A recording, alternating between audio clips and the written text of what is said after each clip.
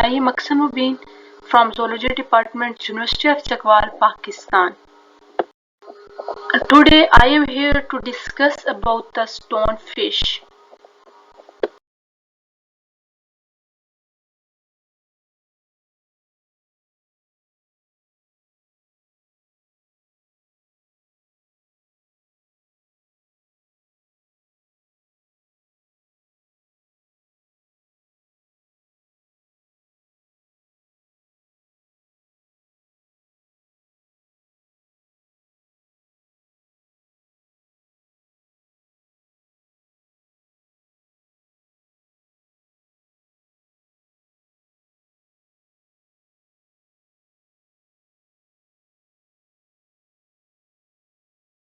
Creatures, except during mating season.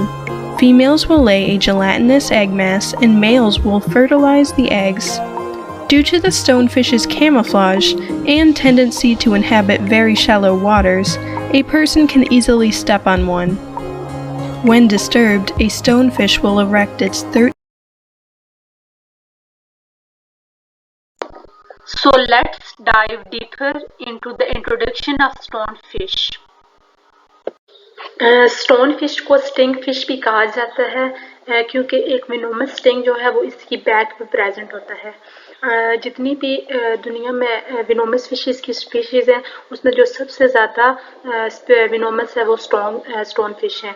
इसके अलावा ये जो मास्टर होती है कैमोफ्लेज में, ये बॉटम ऑफ द सी में अपने आप को एक रॉक की तरह जो है वो कैमोफ्लेज कर लेती है। इस तरह वो प्रीडेटर से जो है वो बच जाती है और प्रे को ईजिली कैप्चर कर सकती है। और अब हम इसकी टेक्सोनॉमी को डिस्कस करते हैं कि कौन सी क्लास फाइलम से बिलोंग करती है।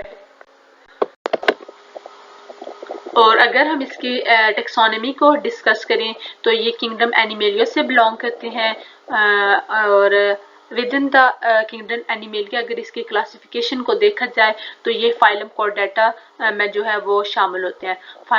फाइलम जो कॉर्डेटा है उसमें वो तमाम एनिमल्स इंक्लूड होते हैं जिनके पास नोटोकॉर्ड या स्पाइनल कॉर्ड जो है वो प्रेजेंट होती है। क्लास की अगर हम बात करें तो ये क्लास एक्टिनोप्टेरिजाई जो है वो उससे बिलोंग करते हैं और आर्डर जो है वो स्कॉर्पेनिफॉर्म्स हैं। जितने एक्टिनोप्टेरिजाई की बात करें तो इसमें तमाम जितने रे फेंट फिशेज जो होती हैं वो प्रेजेंट होती हैं और आर्डर जो इसका स्कॉर्पेनिफॉर्म्स है तो इसमें मुख्तलिफ स्पीशीज जो होती हैं स्कॉर्पियन फिशेज जो होती हैं उसकी प्रेजेंट होती हैं। फैमिली इसकी जो है वो साइनेंसिडी है और जीनस जो है वो इसका साइनेंसिया प्रेजेंट है। स्पीशीज की अगर बात करें तो जो स्टोन फिशेज है उनकी स्पीशीज जो होती हैं उसको साइनेंसिया वेरुकोसा कहा जाता है और कॉमन नेम जो है इसका वो स्टोन फिश है।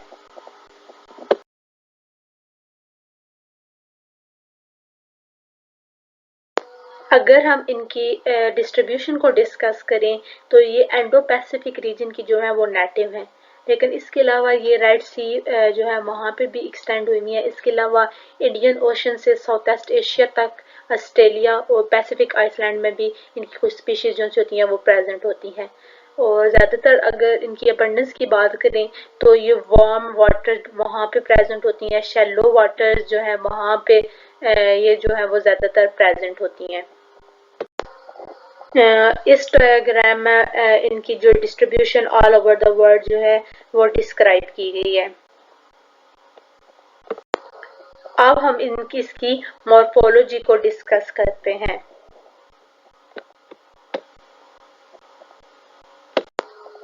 सबसे पहले हम इसकी बॉडी शेप और कैमोफ्लेज बिहेवियर जो है वो इसको डिस्कस करते हैं। अगर इसकी बात करें बॉडी शेप की तो ये जो है वो ब्रॉड बॉडी होती है। इस तरह ब्रॉड बॉडी होती है कि ये रॉक या रीफ की तरह जो है वो इस तरह शो हो रही होती हैं और मुख्तलिफ कलर्स या पैटर्न्स में जो है वो स्टोन फिश जो होती हैं वो प्रेजेंट होती हैं और मतलब जिस तरह के हैबिटेट में रहती हैं वो इस तरह के उनका कलर या पैटर्न जो होते हैं इनके बॉडी के ऊपर वो इस तरह होते हैं जो कि इनको एक कंप्लीट कैमोफ्लेज जो है वो इन्वायरमेंट दे देते हैं इसके इन्वायरमेंट के साथ।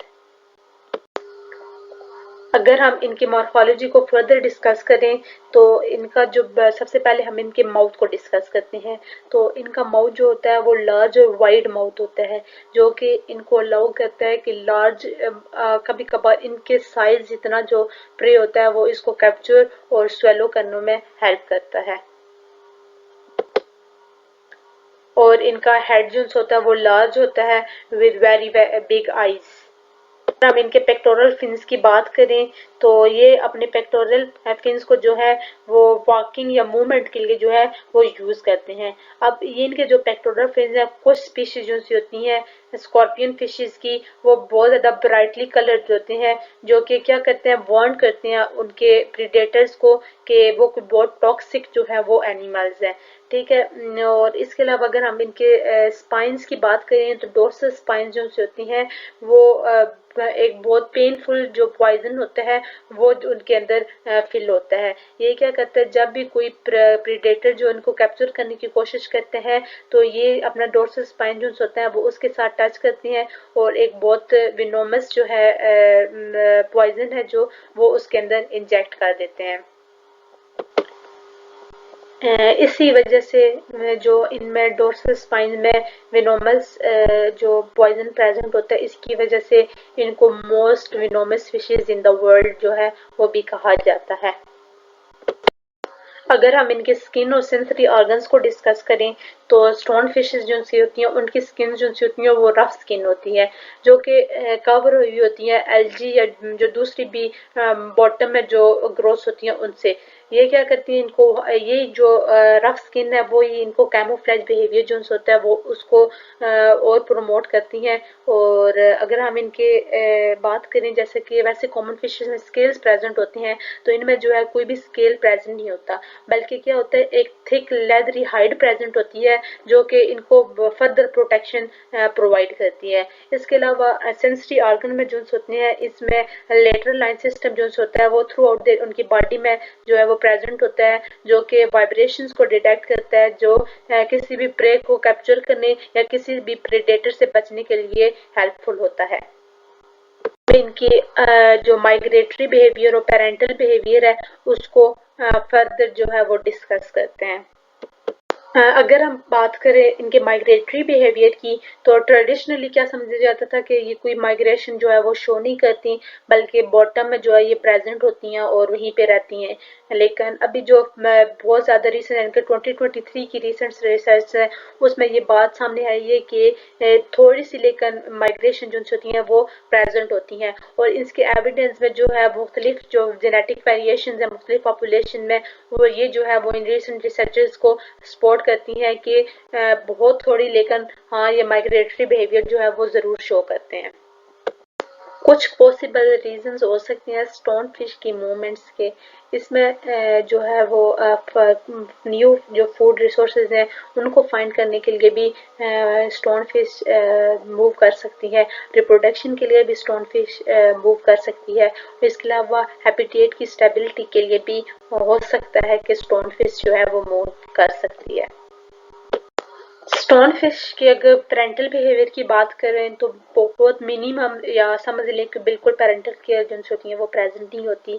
ओवी पैरस हैं एग्स जो है वो ले करती हैं, फर्टिलाइजेशन वो भी ओपन वाटर में होती है। उसके बाद जो होते हैं एग्स जो है वो प्लैंक्टोनिक लार्वी में करते हैं, हैच होते हैं और वहीं से अपने आप को फीडिंग के लिए तैयार करते हैं, यानी कि इनकी फीडिंग जो है वो बहुत बिगनिंग से ही स्टार्ट हो जाती है।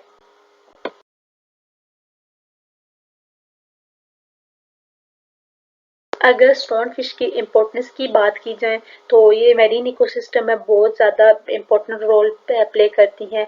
ये किसी प्रेडेटरी या प्रे का जो बैलेंस है उसको मैरीन सिस्टम में इकोसिस्टम में मेंटेन किए हुए हैं। इसके अलावा स्कैवेंजर पॉपुलेशन को रेगुलेशन के लिए इम्पोर्टेंट है, और ये रीफ बायोडाइवर्सिटी में बहुत कंट्रीब्यूशन जो है वो इनका है।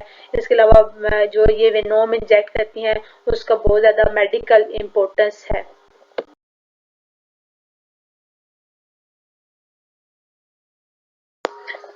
अगर हम इनके इंटरेस्टिंग फैक्ट्स की बात करें तो पहले है कि मतलब इनमें कोई भी कम्युनिकेशन वगैरह नहीं होती थी, लेकिन रिसेंट रिसर्चेज में ये है कि ये वोकलाइजेशंस को यूज़ करती हैं कम्युनिकेशन के लिए।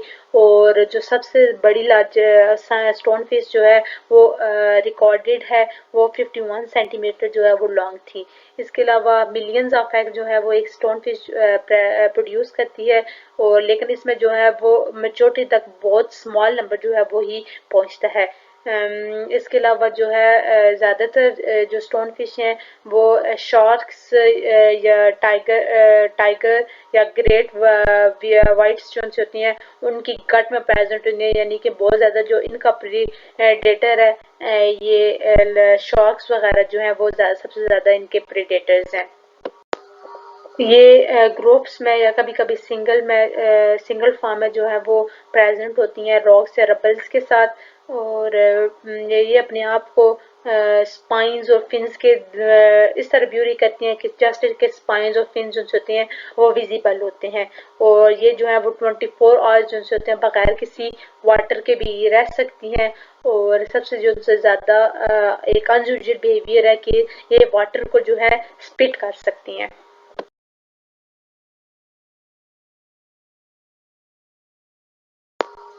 That's all about this topic. Thank you for your precious time.